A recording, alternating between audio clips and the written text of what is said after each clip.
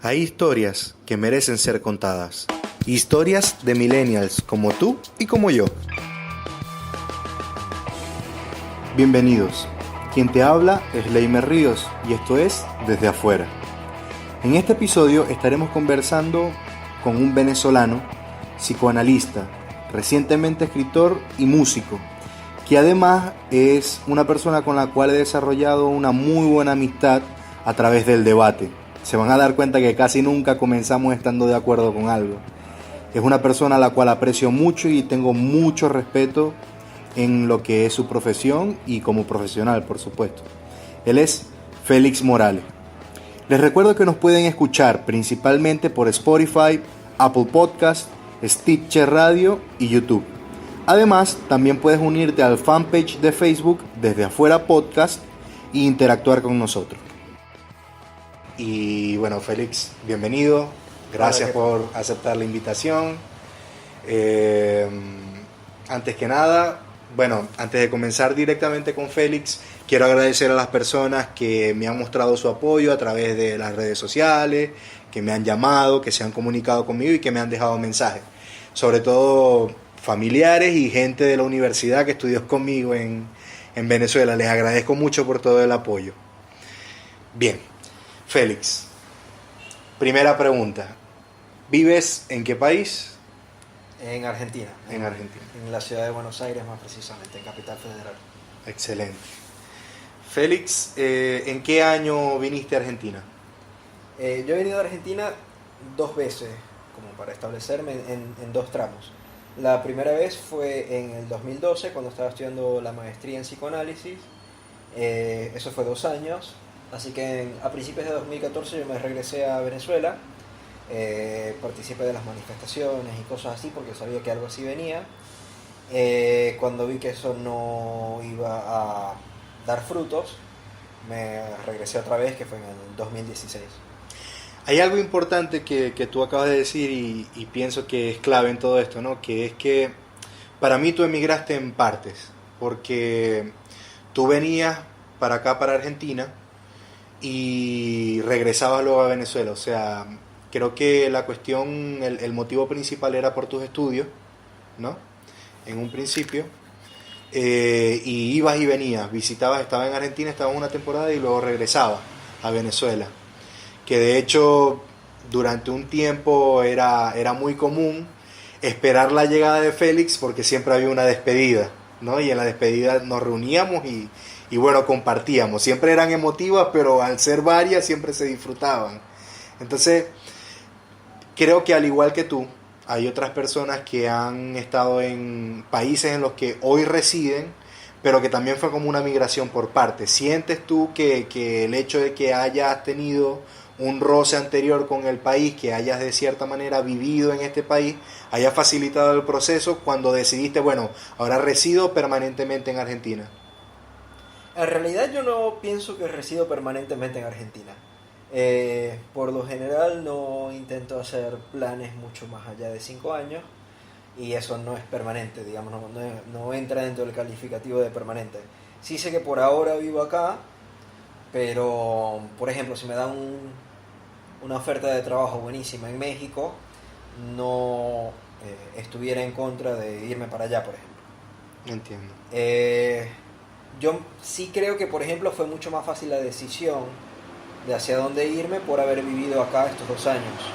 En realidad yo me vengo acá porque conozco la ciudad, es decir, no iba a ser un shock cultural otra vez como lo fue la primera vez. Por otro lado, por el psicoanálisis, es decir, porque acá yo soy psicoanalista y el psicoanálisis está por todos lados acá, o sea, acá es muy distribuido. Está muy distribuido y está muy impregnado en la cultura. Sí, aquí es muy normal ver que las personas hacen uso de los psicoanalistas, o sea, son personas que tienen dentro de su cultura el hecho de recibir ayuda, de buscar ayuda, y no es algo, por ejemplo, en Venezuela, las personas que van al psicoanalista o al psicólogo, la gente cree que están locos, pero aquí entendieron que no es así. O sea, que es algo más allá, que es como, no sé, es parte de mantener la salud, así como la gente va al gimnasio para mantener el cuerpo. la gente también va al psicoanalista para mantener la mente. No sé si... O sea, sí y no, porque acá acá en Buenos Aires, en Capital, porque hay que contextualizar cuál es el ACAP, no es lo mismo que lo que pasa en Misiones, por ejemplo. Claro. Que fui ahorita, hace un par de meses fui a Misiones y no se da el mismo caso allá, pero acá se da el caso de que todo el mundo de una clase media y clase alta, incluso diría capaz no de clase media media, sino de clase media alta y alta, va al psicoanalista casi semanalmente. Y en ese sentido no sé si acá lo que se ha dado es que la gente sepa que tiene que acudir a un psicoanalista cuando tiene cierto tipo de problema, sino que se da como un hábito. Claro. Y no sé si eso tampoco es algo que beneficia demasiado, porque entonces es algo que se hace como rutinario, que más bien me parece que banaliza el servicio del analista, digamos. Claro.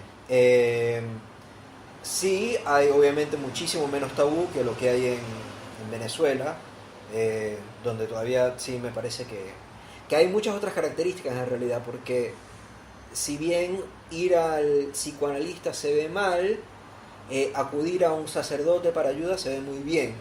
Entonces no se trata precisamente de un desdén ni de ignorancia de que pudiera ser un problema mental o espiritual o como lo quieras llamar, sino un desdén propio hacia el psicoanálisis o hacia la psicología, donde más bien se cura ese tipo de cosas, o se trata ese tipo de cosas con religión o con espiritualidad o con leyendo las cartas del tarot, con santería, con otro tipo de... O sea, lo que tú quieres decir es que las personas siguen buscando esa ayuda, solo que en sitios diferentes.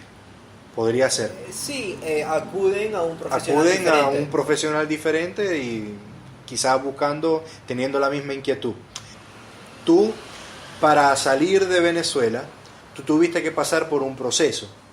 Y de repente ese proceso previo, vamos a decir, un año antes que tú tocaras por primera vez Argentina, Félix Morales pasó por un proceso en el cual él tuvo ciertas experiencias con respecto, no sé, a nivel profesional, que dijeron, hasta aquí llegó este país, hasta aquí llegó Venezuela, hasta aquí me puede dar Venezuela, y en este momento yo necesito dar el brinco a otro sitio donde me puedan dar mejores oportunidades en cuanto al desarrollo que yo quiero tener.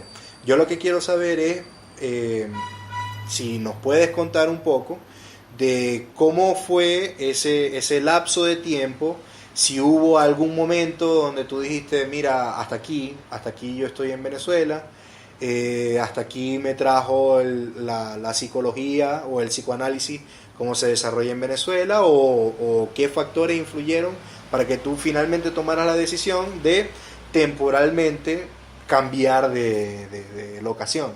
En realidad, para dar un poco de contexto, en psicología hay básicamente 3 ramas grandes. Una es la humanista, otra es la cognitivo-conductual y la tercera es el psicoanálisis. Cada una tiene sus fundadores, hay un padre del cognitivismo, hay un padre del conductualismo, hay un padre del humanismo, hay un padre del psicoanálisis, y cada uno tiene sus técnicas y su concepción de qué es la enfermedad mental diferente. Yo pasé por las 3. Mi universidad, o sea, mis estudios universitarios fueron cognitivos conductuales. Después yo estuve 2 años estudiando Gestalt, que es una rama dentro del humanismo, y después, por último, llegué al psicoanálisis. En realidad yo no me vine a Argentina por un tema de que pensara que en Maracaibo no iba a poder aprender lo suficiente de psicoanálisis, sino por un tema de títulos. Es decir, a mí me parecía importante en ese momento tener un título de maestría, entonces, y en Venezuela no hay títulos de maestría de psicoanálisis. Entonces tenía que ver a dónde me iba, la decisión estaba entre París y Buenos Aires, y yo decidí venirme a Buenos Aires porque no me acuerdo muy bien por qué en ese momento, creo que era significativamente más barato que París, pero a la vez porque ya tenía unos amigos acá, que eran Nelson y Mariana, que estaban estudiando la maestría acá. bueno, con ellos me las llevaba un poco mejor decidí venirme para acá. Cuando tú llegaste acá, ¿tuviste el chance de compartir con ellos? Al principio no demasiado. Yo acá llegué y estaba viviendo en... Yo llegué con mi padre se vino también una semana. Y encontramos un cuarto al final de la línea A, que para ese momento era Boyacá, en una zona no demasiado bonita, un cuarto bastante chiquito. Capaz tú me puedes decir, porque yo no sé nada de mediciones, pero era más o menos como desde acá hasta acá, era esto. Sí, lo que señaló Félix son más o menos 20 metros cuadrados. Bueno, eso donde tenía la cama, una cama bastante chiquita. Me acuerdo que además yo en un lado tenía mis 2 maletas que me había traído, mis 2 valijas, y un dato curioso, que yo en ese momento no sabía que la ropa se tenía que lavar. Sabía que se tenía que lavar en algún momento, pero pensaba que se lavaba sola. No, sabía que la tenía que llevar a lavar o lavarla yo mismo, pero no sabía cuándo. Yo dije, bueno, me traje un montón de ropa, porque además después vinieron mis tíos y ellos me dejaron otra valija de ropa más. No. Entonces tenía 3 valijas de ropa que me duraron aproximadamente 3 meses, obviamente. Y obviamente al segundo mes y medio, cuando ya me di cuenta que obviamente lo tenía que lavar, no tanto porque no tenía más ropa limpia, sino porque ya no tenía más espacio en el cuarto, me di cuenta que toda la ropa tenía moho. Porque ese cuarto además tenía un problema con moho, y que la parte de atrás de la... Ese cuarto tenía varios problemas, voy con el de moho. En la parte de atrás de la cama, el moho iba bajando, entonces iba bajando como desde el techo, como si me fuera a alcanzar. Una película de terror. Sí, exactamente. Otro problema que tenía era que yo soy muy sensible para dormir con la luz, y tenía una compañera de cuarto que siempre llegaba muy tarde y dejaba la luz prendida. Y además el baño era muy chiquito, me acuerdo, era uno de esos baños que no tenía espacio dividido entre la poceta y... Sí, eso aquí es bastante común, que la regadera te bañáis sentado en el inodoro. Sí. Ahí estaba a una cuadra del tren también. Y bueno, después ahí empecé la maestría y empecé a estudiar en otro lugar también, y de ahí fui dando vueltas por Buenos Aires. Yo he vivido en varios lugares. En ese momento, ¿cuáles eran los sueños de Félix? Terminar la maestría. Como te digo, Esa era la meta, o sea, sí. Más de 5 años no existe. Pero es que, a ver, ¿cuál puede ser la meta en 5 años? Ser un psicoanalista exitoso. Pero eso es la meta en 10 años, y en 20, y en 30, y en 50. Sí, es la meta de la vida. Claro. O sea, el éxito se va reinventando a medida que va pasando el tiempo y que uno va Claro, viviendo porque además cosas. uno siempre puede tener un poquito más de éxito. Y me parece que este tipo de cosas, o sea, este tipo de meta mucho más puntual, a mí me parece mucho más lograble. Y en ese momento... Claro, que es meta cuando le ponéis fecha. Si no, claro, es un sueño. es cuando le pones fecha y cuando le pones como que sea algo objetivo y lograble. Por ejemplo, publicar un libro. Por ejemplo, terminar una maestría y que te den el título. O terminar la maestría, después terminar la tesis, defender la tesis. Esas son cosas que son me parecen metas y son logrables. puntuales, claro. Sí. Pero no... Hay cosas que digamos que a mí me gusta. Por ejemplo, la docencia, la escritura... dar terapia son cosas que me gustan, entonces intento... ¿Hiciste eso en Venezuela? Más. ¿Dar clases, dar cursos? Sí, en la Universidad del Zulia di algunos cursos en la Facultad de Ciencias, en la parte de extensión. Di unos cursos de introducción al psicoanálisis lacaniano, que es muy divertido porque a esos cursos, obviamente en Maracaibo hay muchísima menos gente que en Buenos Aires. Sí. Y especialmente muchísimo menos gente interesada en el psicoanálisis. Sin embargo, en mis cursos de psicoanálisis de Maracaibo tuve mucho más asistencia que lo que he tenido acá, por lo menos hasta ahora. Me parece que aquí es mucha competencia también. Sí, aquí hay muchísima competencia, pero allá era divertido porque para ese momento yo tenía 23 años, algo así. E iba gente casi siempre mayor que yo. Y estábamos Emilio Rodríguez, que es otro psicoanalista, que fue uno de los que presentó mi libro. Estábamos Fabio Vázquez y Andrés Saludos Quintero. a Fabio. Sí, saludos a Fabio. Y nosotros tres estábamos dando esos cursos allá en Luz. Que no sé por qué, pero en Luz no hay psicología. Entonces los dimos como en la parte de extensión. Ahondando aquí un poquito más también en este tema. Supongo que cuando tú tuviste estas experiencias, tú quisiste replicar esto también. Me refiero a cursos, talleres, una manera de distribuir información que veo que hoy en día también trabajas con eso. No sé si... Algo que a mí me parece remarcable es que tú trabajabas en esos cursos con una persona que, vamos a decir, formalmente no tiene un estudio de psicología ni de psicoanálisis, como es Fabio. Fabio es una persona que él es físico puro y además es ingeniero en computación. Creo, discúlpame Fabio, en verdad, pero sé que es ingeniería en sistemas, electrónica. Sí. No, electrónica no es. Pero electrónica sí, no es, pero sí. Y ahora es analista de datos. ¿No? Ahora es analista de datos, sí. Que logró, en realidad está fusionando las dos cosas, porque el análisis que se tiene en física y el manejo de la física más el análisis de datos es lo que le da sustento ahora. Pero bueno, ¿cómo es esa experiencia de repente tener algo que a simple vista parece tan diferente, parece tan distante, pero que pueden compartir un espacio común y tratar un mismo tema? En realidad eso fue, digamos, una reacción frente a lo que pudiéramos llamarlo oscurantismo en el psicoanálisis contemporáneo. Voy a explicar qué quiero decir con esto.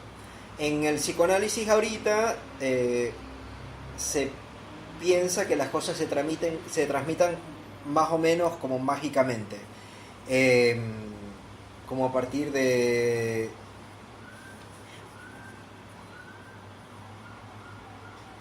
la vivencia, a partir de la experiencia, a partir de el no entender, a partir de cosas muy poco lo que yo llamaría serias y científicas, pero digamos así claras o entendibles. Justamente mucho del esfuerzo que yo hago es hacer el psicoanálisis entendible. Primero porque lo quiero entender yo, y me parece que en la medida en que yo pueda explicarlo de una manera entendible, lo podré yo entender mejor también. Y otro porque me parece que así también se desarrolla el psicoanálisis. Es decir,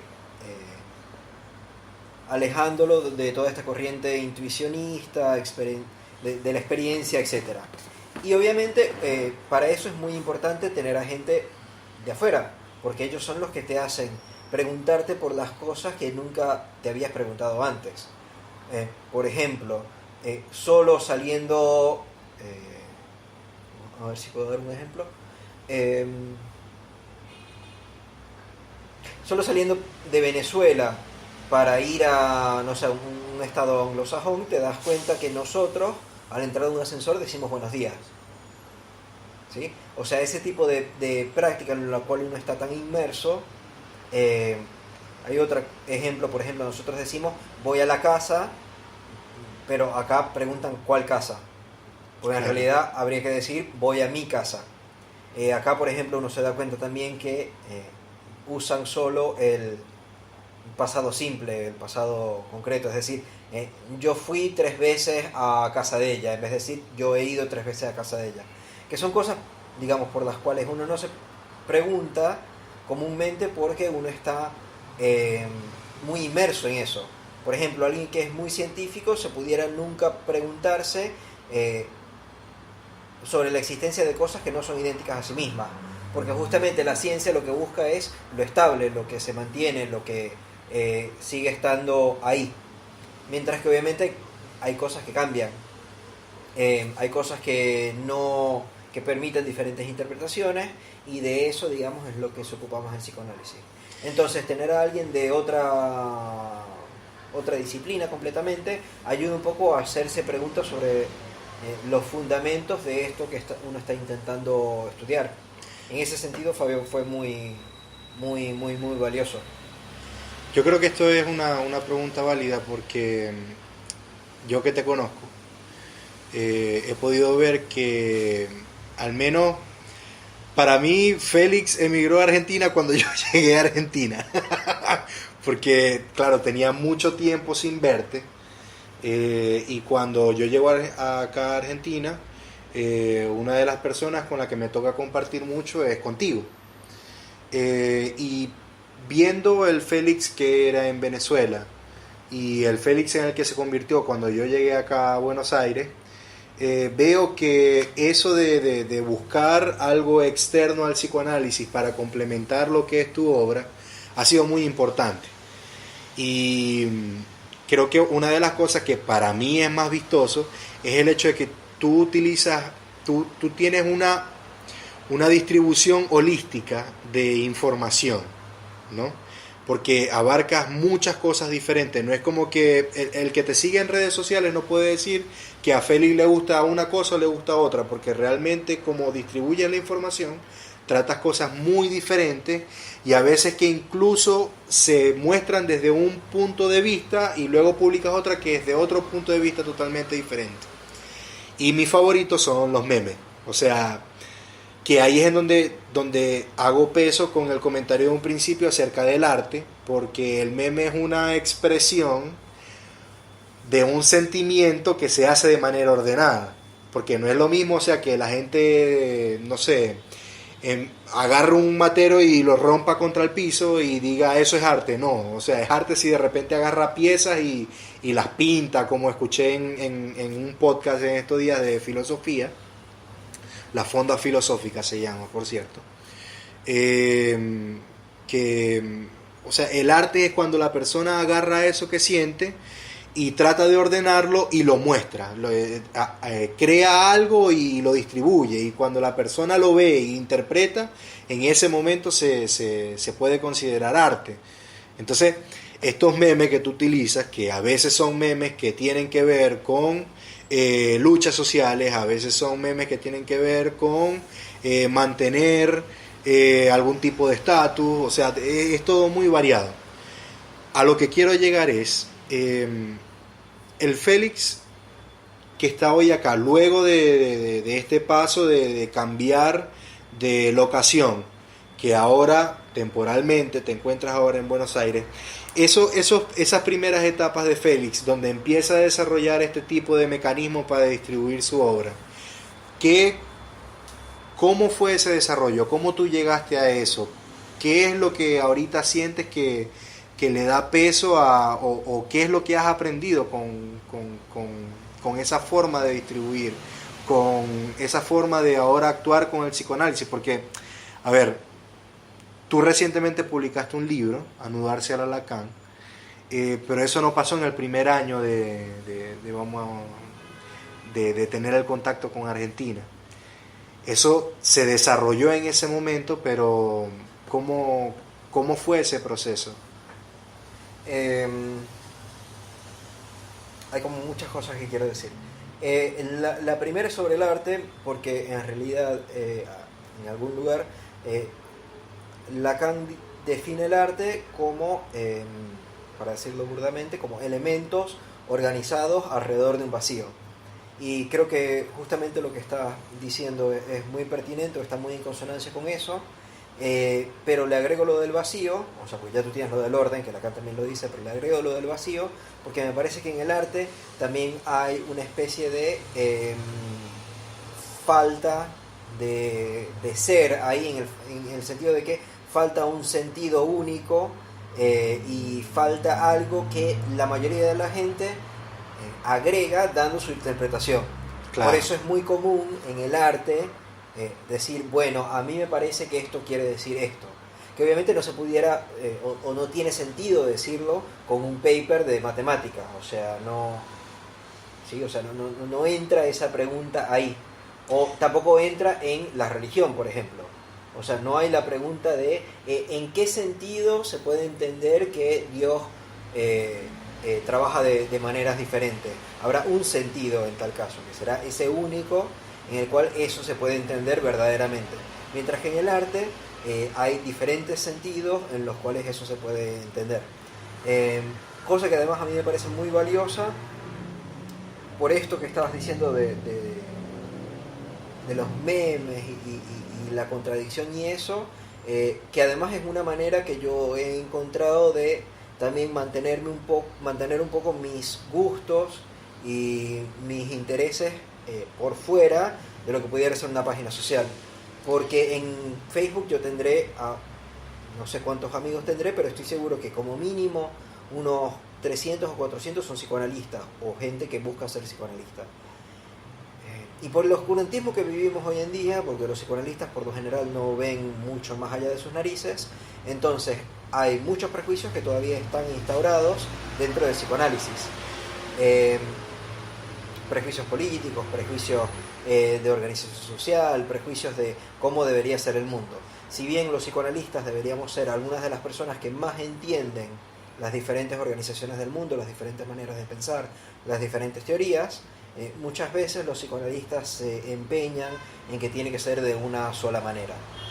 ¿Y cómo llegaste a esos recursos? O sea... Pero justamente porque además esto forma parte de la política de la cual estoy hablando. Política en el sentido de cómo quiero yo manejar lo que yo estoy haciendo y con qué efecto. Porque al utilizar memes estoy yendo en contra de lo que se establece comúnmente también con el oscurantismo tradicional. ¿Por qué? Porque para ellos el único análisis verdadero que se puede hacer con psicoanálisis sería, por ejemplo, con Hamlet, o con la Ilíada, o con un poema de Borges. Pero es que eso eran los memes de hace 1000 y pico de años. O sea, en tiempos pasados eso fue los memes, porque era la expresión artística de la sociedad, que en ese momento se daba con palabras, se dio con algunas pinturas, y que hoy en día se está dando de esta manera. Porque los artistas anónimos en la gran mayoría de los casos, eso es una obra que empiezan a distribuir y las personas la distribuyen, la hacen suya porque se sienten identificados, porque encuentran ese agregado para el vacío que presenta la obra, ¿no? Hay una manera de pensar el arte. Yo mi tesis, creo que esto no lo sabes, pero mi tesis de maestría yo la hice justamente sobre psicoanálisis y música. Y una manera de pensar el arte es que justamente hay algunas obras de arte que son las que te permiten entender, o digamos lo mejor, le permiten armar una cultura y a la vez, o igualmente, que la gente de esa cultura se entienda a sí mismo. Por ejemplo, un cristiano solo puede ser un mártir a partir de la Biblia. O en realidad un cristiano solo puede ser cristiano a partir de la Biblia. Es decir, la Biblia te dice a ti cómo te tienes que comportar tú o cómo es ser un buen hombre. Y en ese sentido me parece también que los memes, y como tú estás diciendo, muchas expresiones artísticas y sociales, por decirlo de alguna manera, son justamente una manera que encuentra la gente de representarse a sí mismo en el mundo. Es decir, yo soy de esta manera, y muchas veces se encuentra justamente en un meme, una película, un libro, etc. Entonces, los psicoanalistas que más bien se alejan de las expresiones culturales, artísticas, contemporáneas, políticas, que siguen leyendo a Freud, que Freud dice, por ejemplo, que hay muchas cosas divertidas de Freud. Una de las cosas más divertidas era el tratamiento muy conservador de lo que, por ejemplo, sería una familia o de lo que sería una mujer. Que, por ejemplo, lo que dicen es que, lo que decía Freud, es que las mujeres, como ellas no tienen pene, entonces quieren tener un bebé porque ese va a representar el pene de ellas y eso las va a completar. Eso no es vigente, ¿entiendes? O sea, eso no existe. Capaz existió en algún momento, pero ya no. Y el problema es que los psicoanalistas siguen leyendo a Freud y es muy divertido cuando les enfrentas con un meme que dice completamente lo opuesto. Creo que sirve en ese sentido, me parece que es muchísimo más útil los memes que están producidos por la cultura y a la misma vez producen cultura contemporánea. Es mucho más útil eso para entender la cultura contemporánea que leer a una persona de Viena, de clase media alta, de principios del siglo XX. O sea, no, me parece eso muy, muy, muy alejado. Hacer más digerible. Claro, es hacerlo más digerible y complicadamente. O sea, yo también encuentro una especie de Yo veo que la cuestión es así. A ver, desde el punto de vista, no sé, la gente cree que la vida te presenta una ecuación con un resultado único. Por ejemplo, 2 más 2 es 4. Pero creo que la realidad es lo contrario. O sea, uno busca 4, el resultado 4, pero para que a ti una ecuación te dé 4 tienes una infinidad de posibilidades. 2 más 2, 1 más 3, 5 menos 1, todas esas permutaciones que realmente, si eso nada más tomando en cuenta que estás utilizando 2 valores, pero podés hacerlo tan complicado como tú quieras o tan sencillo como tú quieras para llegar a un mismo resultado. Creo que la cuestión es que la realidad es esa. Como uno presente la solución puede ser más fácil de ver, más bonita, puede tener cierta estética, por decirlo de alguna manera, pero no está buscando un resultado definido, ¿no? Entonces, cuando tú utilizas recursos como un blog donde analizas una película y es una película que de repente es un hit del momento y tú haces un análisis psicoanalítico de esa película, estás llegando al mismo 4, pero lo estás presentando de una forma que muchas más personas pueden entender y que para las personas que también son estudiosos hacen que sea incluso para ellos más digerible el conocimiento que ellos tienen, porque una cosa es grabarse algo en la cabeza y otra cosa también es como que aprender a distribuirlo, ¿no? Ahora, si tuvieras la oportunidad de, hipotéticamente, ver a Félix, no sé, 2015, mediados del 2015, o no, incluso antes, porque tú comenzaste la maestría ¿en qué año? En 2012. 2012. 2011, tuvieras la oportunidad de hablar con Félix, ¿qué le dirías? Si pudieras darle un consejo, ¿qué le dirías a ese Félix?